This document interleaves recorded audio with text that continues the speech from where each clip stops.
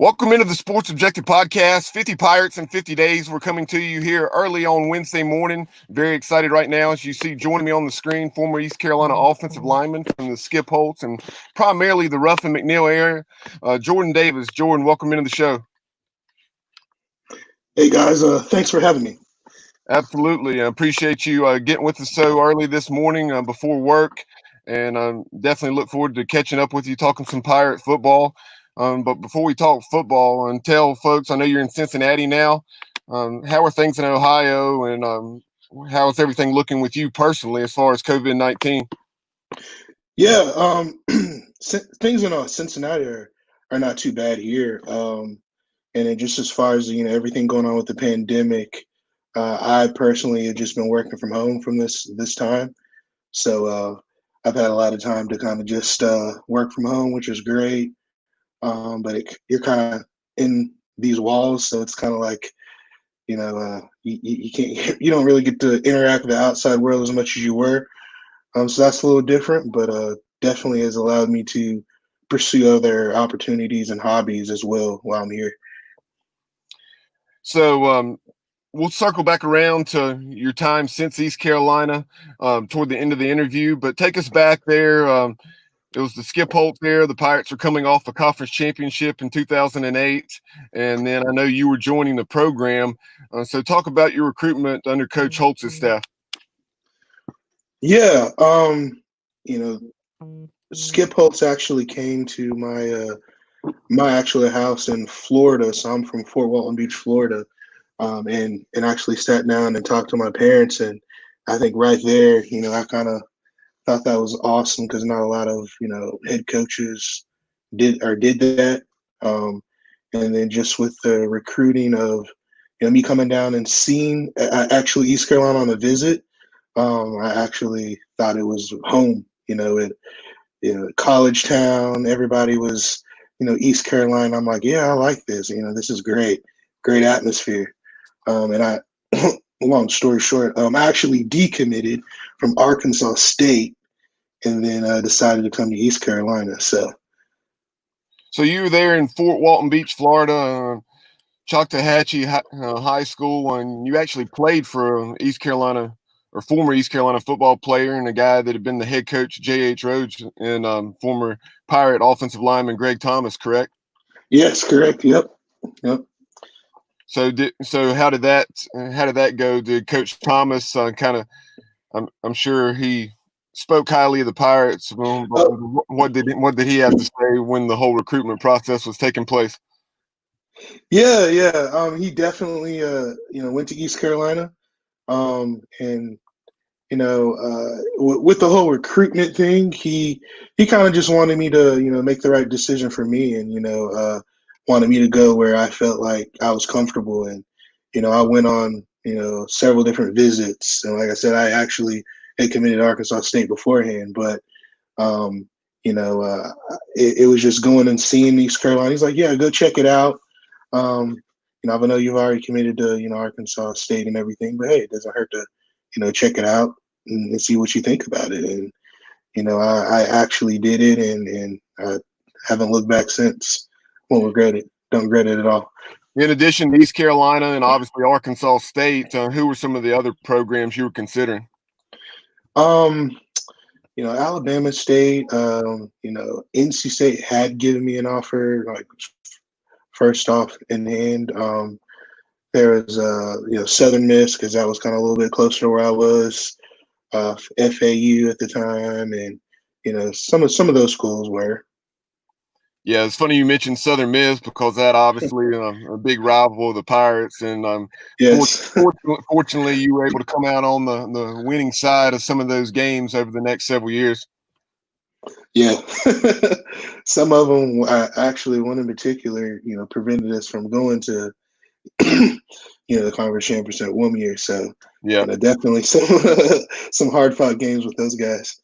So your initial offensive line coach upon arriving in Greenville was, of course, Steve Shankweiler, and Coach Shank is back for his fourth stint with the program right now, the fifth head coach. that he's worked for, just remarkable. So just talk about coming in under Coach Holtz, and obviously the plan then. Pretty balanced offense, but they really wanted to run the football. And talk about Coach Shank, the way he was in terms of not only emphasizing the fundamentals, but just that specific scheme that you were recruited to play in before the transition happened. Yeah.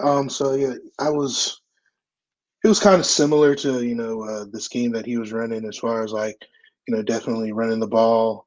Um, uh, and I kind of, a lot of it fundamentally, like you were saying, footwork and just being able to get off and playing drive. So he taught a lot of that fundamentally. And I was only there for at least a year with him, but just kind of sitting back and watching some of the other guys in front of me, him teach and learn. I was able to kind of jump in there a little bit quicker at times and kind of just run the plays and things like that within some of the other guys. So I know in that 2009 season you redshirted while the Pirates were pursuing that second straight Conference USA title. But that 2009 team had one of the best, if not the best, defensive lines in program history. So talk about, I'm sure you went up against those guys in practice an awful lot, to guys like Jay Ross and Scotty Yep. Robinson, C.J. Wilson, Linville Joseph, of course, who's still playing. And talk about that experience. It was great. I mean, coming in as a freshman, going against those guys, they were tough, man. But I think being able to go against those guys at practice every day definitely helped me throughout the course of my career at East Carolina, because it made me better. So going against basically 3-4 guys that caliber NFL defensive ends or tackles, and me I got knocked down a little bit, but I definitely held my weight, I thought. At practice. Yeah, going against guys of that caliber, I mean, you have to get better. You're going to get better, or you don't have any choice. But yeah, definitely. But after that 2009 season, and before we leave the 2009 season, I just want to mention your career. You had the opportunity during that redshirt season to be part of a Conference USA championship team the second straight year the Pirates have won it, like I've already mentioned. And then your senior year, which we'll get to here in a few minutes, you had the opportunity to be part of a 10-win team, and unfortunately fell just shy of playing for a conference title due to a tough loss to Marshall up at the end of November. But so just talk about the opportunity to be on 4 bowl teams and so much success as a Pirate. Yeah, it was, I definitely definitely would say we definitely worked for it. Definitely in the summer we were working hard. And I think just with the coaching, the strength coach and the staff and everything, and everybody just coming together, I think we were able to, keep a steady bowl streak going on. But it was really fun. Just being able to hang out with what I miss most is just the guys. They're like your brothers. So, you're with them like day in and day out, and you see them every day. And, once it all ends, it's kind of like, man, you look back and you're like, oh, you miss it, So if one thing I will say, I do miss the team, the hanging out with the fellas the most. Yeah, like you're saying, that's what I played college football at a small college level, and played since I was 7 years old. So when it all comes to an end, 17, 18 years later, that's one of the biggest things for those who haven't played it. And even if you've played other sports, if you haven't played football, you don't understand the closeness, the impact of that camaraderie that you have with your brothers. Yeah, definitely. So after that 2009 season, Coach Holtz made that decision to go to your home state and lead the USF Bulls. With that being the case, for a while it looked like Coach Shank may get the job, but then there at the last moment, Coach Ruffin McNeil was coming in from Texas Tech. Obviously, bringing the air raid offense with him, much different than what you've been recruited to. So talk about that transitional time going from Coach Skip Holtz to Ruffin McNeil, but then also Steve Shankweiler to Brandon Jones, who was a very young guy, but also a tremendous coach. And I can imagine there were some probably differences in styles there.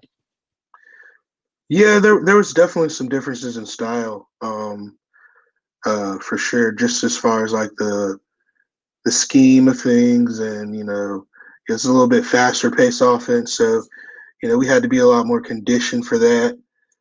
So there's a lot of things that we had to prepare ourselves for to be able to run that fast paced offense. But all in all, the transition was it's easy when you buy into it. So when you just have to go ahead and accept the process, buy into everything.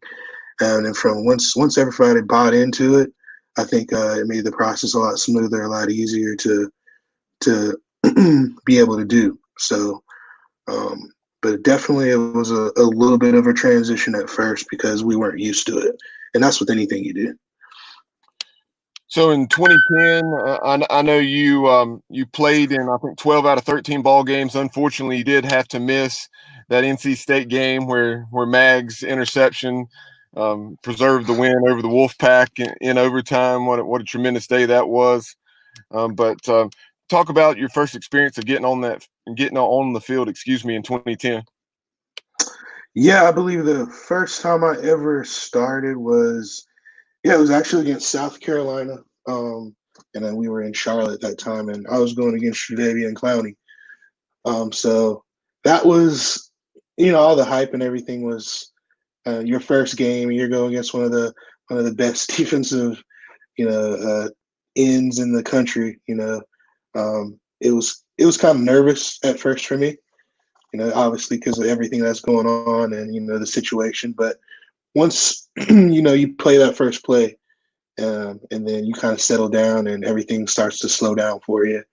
And I just started to do my job, and that's what Coach Ruff preached about every day at practice. Just working on what's your job and what you got to do in front of you. So, I took that approach, and it definitely helped me out throughout the whole process in the game there.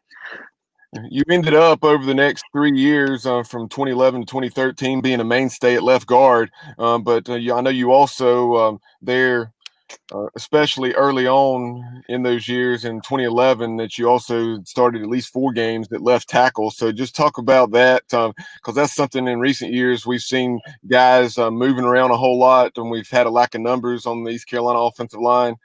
And so, as someone who's started at multiple positions, talk about how difficult that is. Yeah, left tackle. Yeah, I definitely started the left tackle position. But I think, being able to, I think as an offensive lineman, you're definitely going to learn how to play both positions, or if not, all three of them, center, guard, and tackle. Just because at any given time anybody could go down, and you just want to be able to go right and plug right into the next position. So I think we practice that a lot just at left tackle, left guard. But I guess throughout the games and the that year, guard was just a lot more comfortable for me, and just because I love to also get out and pull, so that's one of my favorite things, is to be able to pull out and get up to some of those linebackers and safeties up there. But guard was just definitely a better fit for me. You've already talked about some of the differences between playing in a Skip Holtz led team as far as the offense, and with Coach Ruff bringing the air raid in, and you were more in pass protection mode, even though we did have a lot of success running the football as the years went on, and Coach Riley's approach changed a lot from 2010 to the way it was in 2013 or 14, running the ball for 1,200 yards with Ventavious Cooper. So just talk about that aspect of things, becoming more of a pass protector, more so than driving people off the football. Yeah, I guess some people would say me more the pass protection was, I guess, a little bit more passive. But um, for an offensive lineman's point of view, you do want to get off and drive the ball and just run the ball. And there's certain instances where you just got to run the ball, you know. Um, but coming off of a standpoint of always pass the ball, you know, the conditioning level. So whenever we were, it was fast paced. That was one of the keys to success to our offense was it was fast paced. So we're gonna no huddle you, and get right back and pass set and be ready to go before the defense can even get off the ball. And if that tires the defense out, then it's going to definitely put you on the upper hand. So I think a lot of times that was really our scheme was really just to get down and run as many plays as we can, just to tire the defense out and not be able to get them to sub and get off and on the field. So that definitely helped with running a air raid offense and always running the pass there. But then again, the bad part about that is sometimes, the run isn't as effective, but we made it work. Anybody who's followed college football over the last several years obviously is well-versed as far as who Lincoln Riley is and everything he's accomplished, not only as offensive coordinator at East Carolina, but obviously the last several years out at Oklahoma doing a tremendous job with the Sooners. But take us behind the scenes and some offensive meetings and, or on the practice field, and tell us what Coach Riley is like from the standpoint of, emphasizing the tempo and playing fast, attention to details, and all those sorts of things. Oh, yes. We we practice like that. So every day at practice, it's going to be a fast tempo. And from the moment we get to doing the team practice and we're going against our defense, it's just no huddle, fast pace all the time. So we practice like that. Also, we condition that way as well. As far as like after practice, we would still be running just so we could design our minds and develop our minds. So when we are in the fourth quarter there, we're not getting tired. The defense is.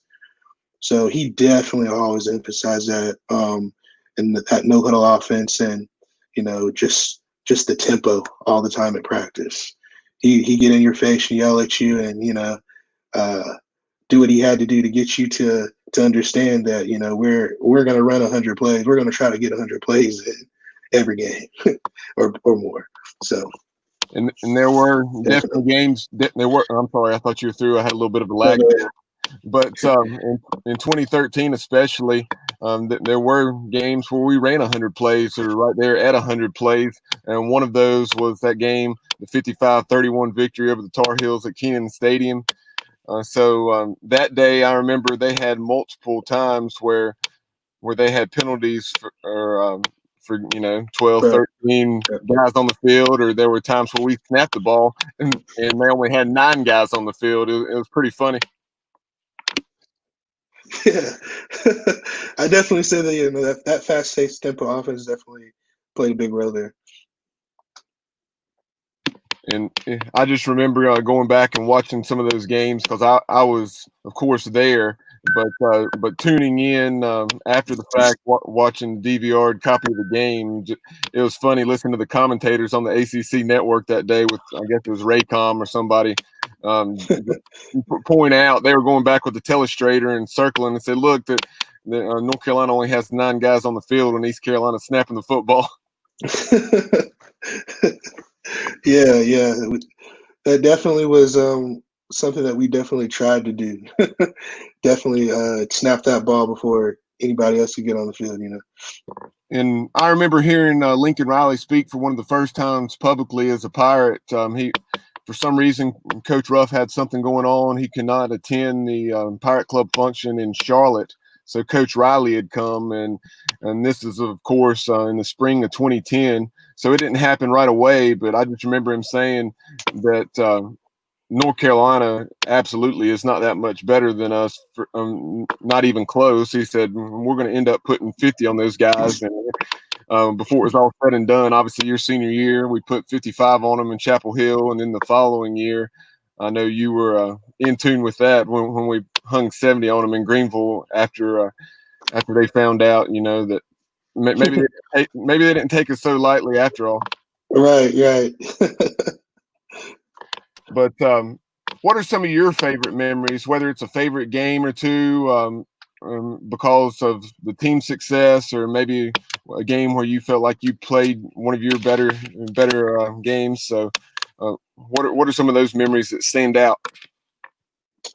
Yeah, I think just some of the big ones that stand out are just the big rival games. You know, like you were saying, the the the NC State game was big. You know, when we won that game, and then when we beat Carolina the same year as well, those were really big. I just because we wanted to, make it known that we were the best in the state. So I think that was our our goal and what we were trying to go out and accomplish and achieve my senior year, and it was great. It happened. My senior year, and we actually got to win a bowl game my senior year, so that was really awesome as well. So I think just those senior year definitely was some big moments for me, just because of the success that we had in certain areas, and it was the last year that we had got to represent Conference USA. So Yeah, you bring up that NC State game, the next to last game of the regular season, and Pirates 8-2 going in. Actually, were, I want to say, like an 8 or 9 point road favorite, but we certainly took care of business that day. Led 42-14 late in the game before NC State, made it look a little bit closer with a couple of touchdowns in the final minutes. But talk about, from a player's perspective, being down there on the sideline, how cool it was when you heard Pirate Nation with the purple and gold chant taking over Carter Finley Stadium. Oh, it was awesome, man. It was great, especially when you're up and you're winning there, and you just hear the song go off each time. Yeah, and it seemed like in that 2013 season, prior to the North Carolina victory, 2 weeks prior, we had suffered a very hard-fought loss to a ranked Virginia Tech team. I'm pretty sure the Hokies were ranked that year, but it was 15-10 at Dowdy-Ficklin, and I know that was one that could have very easily gone the other way, but at the same time, I know a lot of doubters. I want to say the East Carolinian. Everybody with the East Carolinian, all 3, 4, however many people, picked us to lose against the Tar Heels. And I know you guys are kind of on a mission, having 2 weeks to prepare. So I know it's been, 7 years now, but give us a glimpse behind the scenes there as far as the coaching staff and just the way you bounce back from a hard-fought loss to the Hokies. Yeah, we knew that, definitely that was a hard one. But I just remember, we knew that we didn't want to let that define our season. So we had a lot of big games left to play. And then just one of the main things our coaches, my position coach, Brandon Jones and Ruff, and what we stressed was just not listening to all the outside noise a lot. So we definitely tried to tune out the outside noise and just focus on what we had ahead of us. We knew that the next game was big, and we had to practice, big in order to win the game. So just buckling down basically was the motto, and going to work, and not really. It definitely lost that one and it hurt, but not to dwell on that one because we got plenty of big ones left to play here. Here a few days ago, Jordan, I was actually talking with some other former East Carolina letter winners about this, but I'm sure you saw the news that Coach Ruff is in red as a special assistant to NC State head coach Dave Doran. How unusual is it to see that? Certainly happy for Ruff, and I understand it's a business, but it was at the same time very difficult and unusual to see. Yeah, it was. I was surprised when I first heard the news myself. But like you said, it's a business, so it's definitely weird to see. But at the same time, it's I do have a lot of respect for Coach Ruff, so it's going to be different and weird to kind of definitely see us battle them and vice versa. Now, I'll definitely be looking out for that game at least for sure. Yeah, I saw some folks out there.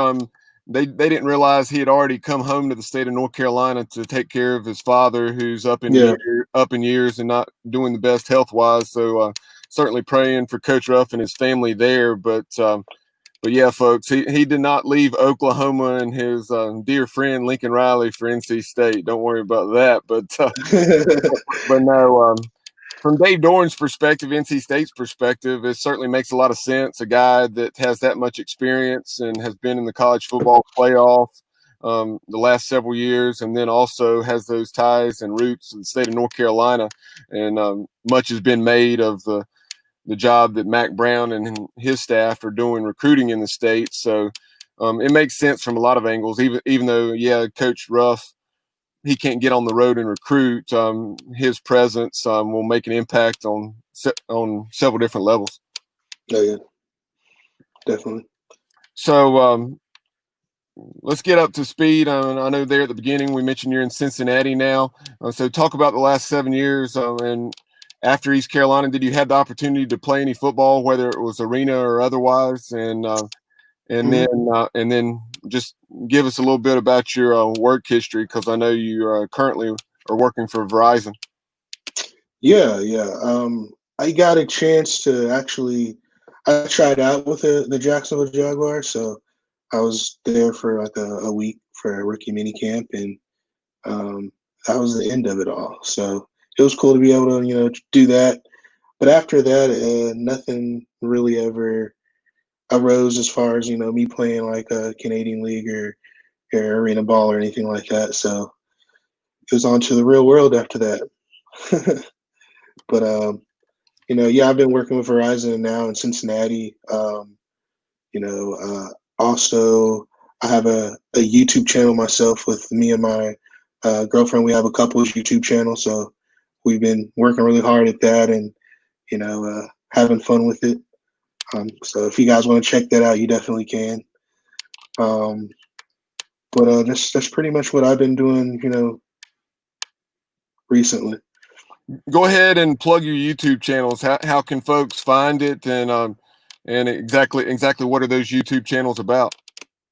Yeah, so if they go in and if you go RAE, so it's Ray and J Vlogs. That's RAE, the and sign, JAY space vlogs, vlogs.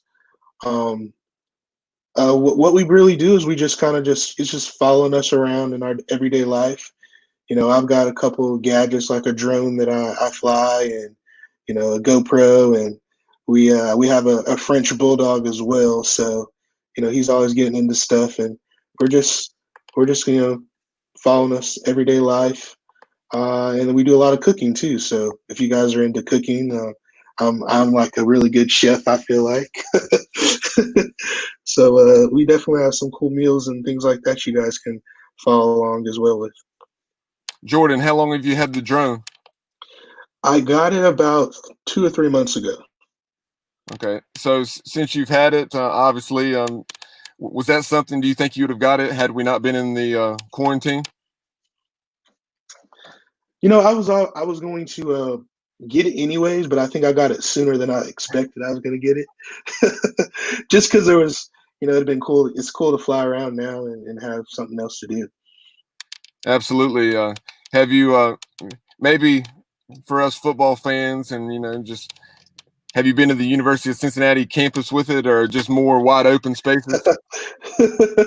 No, I haven't been to the University of Cincinnati campus stadium at all. But more so wide open spaces.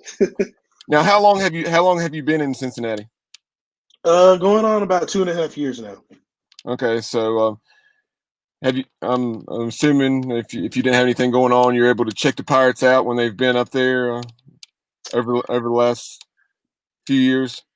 Yeah, I think the last obviously last year we played in Greenville. Yeah, so I'm not sure I think when I came down, it was towards the end of the season, so I didn't get a chance if there was a game here. Right. But definitely, I'm looking to check the Pirates out whenever you guys, do make it back down here for sure. I'll definitely be at that game. Yeah, that that matchup last year in Greenville, the Bearcats, of course, went on to play in the conference championship game against Memphis, but Yeah. they were ranked 17th, and we had them on the ropes going into the fourth quarter, up a couple of touchdowns, and lost something like 47-42. Yeah. But that's one of the great things with you being afar like you are up in Cincinnati, having the excellent exposure that we do on the CBS Sports Network, but more importantly, the ESPN platforms that guys like yourself who gave so much to the program and are loyal Pirates, you can follow the program from afar. Oh yeah, definitely. That's a cool aspect. So I saw some of your hobbies, at least back in the day when you were at East Carolina, were things like film production and fishing. Are those things that you still enjoy now? And if so, maybe a very quick fishing story or two, and maybe of a top catch. Definitely. I definitely still, pursue those hobbies. Just like I was saying before, I do have the YouTube channel, so I do all the editing and everything for that. So definitely keeps me busy there. I even have, I think, one of the videos where I did get a chance to go back home, and I took the GoPro with us and we went out fishing. And it was really cool just to kind of see the scenery. And, I caught like a little, a croaker. It wasn't that big or anything, but it was really cool just to catch on camera. But one of the best stories, I guess, fishing would be, it was in Fort Walton Beach one time. Me and my cousins were, just kind of found a pier and we said, hey, we'll check it out and try it out. And nothing was really biting that day. And none of the shrimp that we were using live shrimp. It wasn't working either. But then one of my cousins caught like a pinfish and he hooked it up, threw it out. And within I want to say 5 or 6 minutes, it just started running. And it was long story short here, it was a huge redfish that he had caught. And we had to jump in the water and actually, bring it up to shore. But if I can ever dig up those pictures, I'll definitely show them. But it was a huge fish, and that was probably one of the biggest ones I've ever seen caught like that on land, at least. One of the things I wanted to ask you, kind of wrapping things up, is I know you majored in communication and information technology at East Carolina. So the combination of your football experience, because all the time with football, you hear how much it prepares you for life in terms of the work ethic, et cetera, et cetera. So the combination of that, and then also your degrees that you got at East Carolina, talk about how those things are benefiting you now in the business world. Yeah, definitely. Just with football and your life back in school and getting your degrees, it's definitely helping for the real world because it's kind of positioned me into always want to be able to be my own person, work for myself in instances, so I definitely like that aspect of it. And then just having the football, background, you're always you're willing to work hard and endure some of the pain and struggles. And I can always just, just in the real everyday life, no matter how hard it is, I can look back and be like, well, it's not as bad as, some of those practices we had in the heat. And some of those days where we were out conditioning and doing all those things to prepare ourselves. So I always kind of look back at those instances and just say it can always be worse in some ways.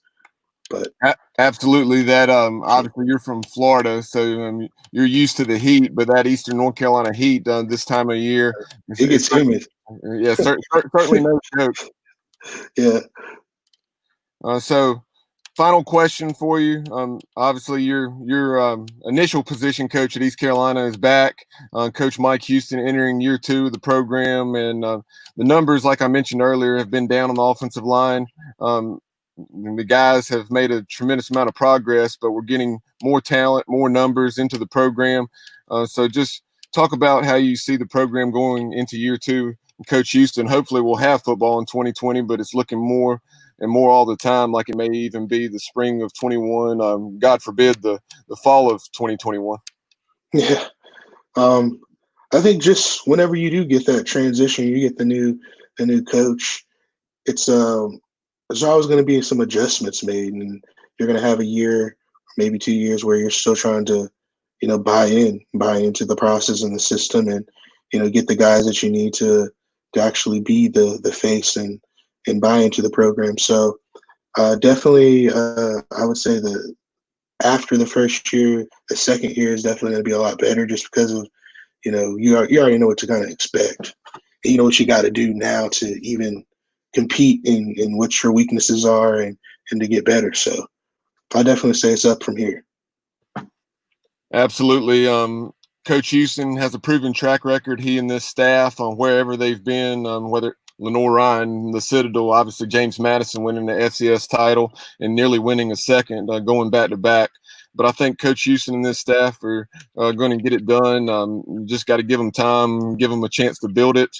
And I think the Pirates are going to have a lot of success over the next few years. But Jordan, you spent a lot of time with us this morning. We appreciate you getting up and doing this so early before you enter your work day. And we'd love to have you back on the show sometime down the road. Awesome, man. Well, thanks for having me. Go Pirates. Pirate Nation, that is former East Carolina offensive lineman from 2009 to 2013, Jordan Davis.